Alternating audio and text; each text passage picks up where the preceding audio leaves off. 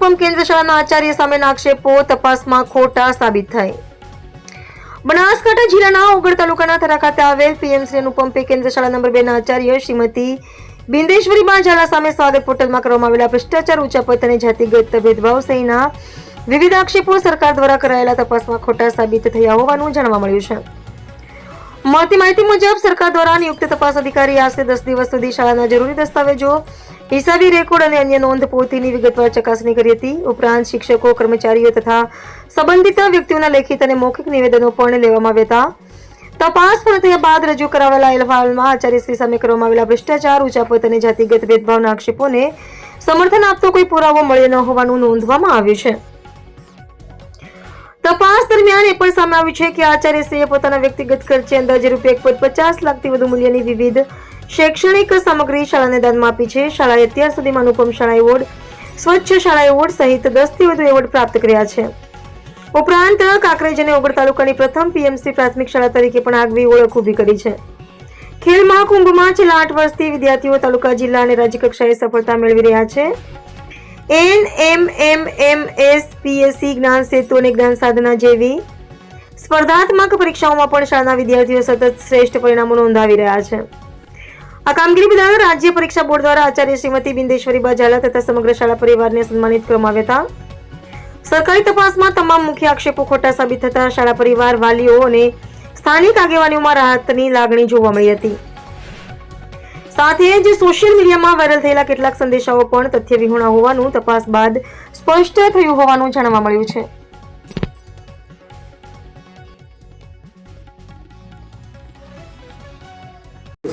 કોઈ વ્યક્તિ દ્વારા આવી છે, એના વિશે શું કહેશો તમે? હું પીએમસી થરા અનુપમ પે કેન્દ્ર શાળા નંબર 2 માં, મારું નામ છે ઝાલા બિંદુબા. એલિગેશનમાં તો આપેલું કે હું ભેદભાવ રાખું છું, હું કૌભાંડ કરું છું, મારા આવ્યા પછી બાળકોમાં શિક્ષણની ગુણવત્તા ઓછી થઈ ગઈ, ઘણા એલિગેશન થયા છે. એના પછી જે તે વ્યક્તિએ સ્વાગત પોર્ટલ ઉપર અરજી કરેલી, ત્યારબાદ એના અનુસંધાને તપાસ અધિકારી દ્વારા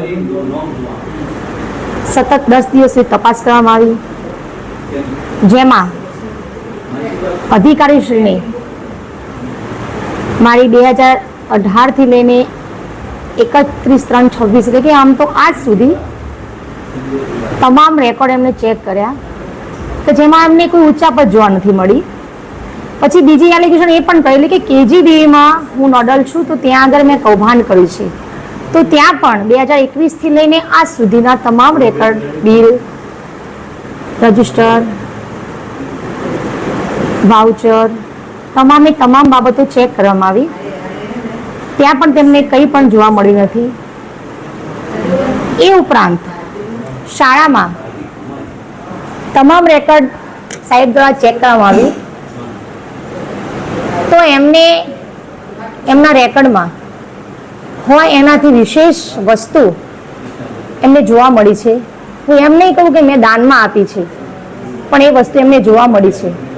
તો હું એમ કહું છું કે એ વસ્તુ ક્યાંકથી તો આવી હશે ને, કે જેનું ક્યાંય ગ્રાન્ટ નથી, ક્યાંય લોક સહકાર નથી, તો એ પણ વસ્તુ એમને જોવા મળી છે, એમને નોંધી હતી એમનામાં. રહી વાત અછૂત, તો મારી શાળામાં 225 બાળકો, 80 બાળકો છે. આપ શ્રી એ બાળકોના વાલીનો કોન્ટેક્ટ કરી અને પૂછી શકો છો કે બેને તમને ક્યારે પણ ભેદભાવ રાખ્યો છે કે નહીં. એ સિવાય મારી સ્કૂલમાં 3 કર્મચારી પણ છે, આપ એમને પણ પૂછી શકો છો કે હું એવો ભેદભાવ રાખું છું કે નહીં. કોઈ પણ એમના કહેલા આક્ષેપો હું સદંતર નકારું છું. એ આક્ષેપોમાં કોઈ તથ્ય નથી. અને આજે એ સમય આવ્યો છે કે મારા ઉપર કરેલા આક્ષેપો એના અંતર્ગત પ્રેસ નોટ આવેલી 2 દિવસ અગાઉ, કે જેમાં વાલીઓની ચીમકી, તો આપ મારી પાસેથી આ સ્વાગત પોર્ટલ અંતર્ગત મેં 14 તારીખે મીટિંગ રાખેલી, એ સંપૂર્ણ ઓડિયો પણ જોઈ શકો છો. અને ચકાઈ શકો છો કે વાલીઓએ કોઈ ચીમકી આપી હતી કે નહીં. અને એસએમસી સાથે પણ મારી લાઈવ મિટિંગો છે, તો આપ એ પણ જોઈ શકો છો કે મેં એસએમસીને ખોટી રીતે દોરી અને ગ્રાન્ટ વાપરી છે, એમની ખોટી સહીઓ કરી છે કે નહીં, એ તમામ બાબતો આપ પણ જોઈ શકો છો મીડિયાશ્રી. અને મારા અધિકારીશ્રીએ પણ ચકાસ્યું છે અને એમને મને સંપૂર્ણ આ બાબતમાં નિર્દોષ જાહેર કરી છે. એટલે આજે હું મારી જાતને ધન્ય અનુભવું છું કે આજે જે મારા ઉપર લાંછન લાગ્યું હતું એ લાંછન મટી ગયું છે. એ કહેવત છે કે સત્ય પરેશાન હો सकता है लेकिन पराजित नहीं. जय हिंद. પ્રિન્સિપલ વિરુદ્ધ કોઈ અરજી કરવામાં આવી હતી સાહેબ, એનું શું કહેશો એને લઈને તમે? હું એડટાટ આચાર્ય તરીકે શિહોરીમાં ફરજ બજાવું છું. આ મારા ધર્મપત્ની છે, એ આ શાળામાં એડટાટ આચાર્ય તરીકે ફરજ બજાવે છે. તો કોઈકે એમના વિરુદ્ધ સ્વાગત પોર્ટલમાં અરજી કરેલ કે બેને આ શાળામાં ઉચાપત કરેલ છે, કૌભાંડ કરેલ છે, તેમજ તેઓ કેજીબીવીના નોડલ પર્સન છે, તો એમાં પણ મોટું કૌભાંડ આચર્યું છે. ઉપરાંત તેઓ જાતિગત ભેદભાવ રાખે છે.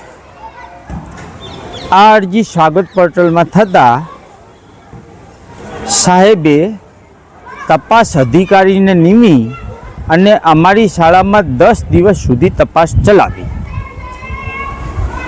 તપાસ દરમિયાન એમને શાળાના તમામ રોજમેર, વાઉચર, બિલ, વસ્તુઓ આ બધું ચકાસ્યું. બધું એકદમ સારી હાલતમાં માલુમ પડતા અમને પોઝિટિવ રિપોર્ટ આપેલ છે. તેમજ તેમના ઉપર થયેલો બીજો આક્ષેપ કે તેઓ કેજીબીવીના નોડલ પર્સન છે અને એમાં પણ કૌભાંડ આચર્યું છે.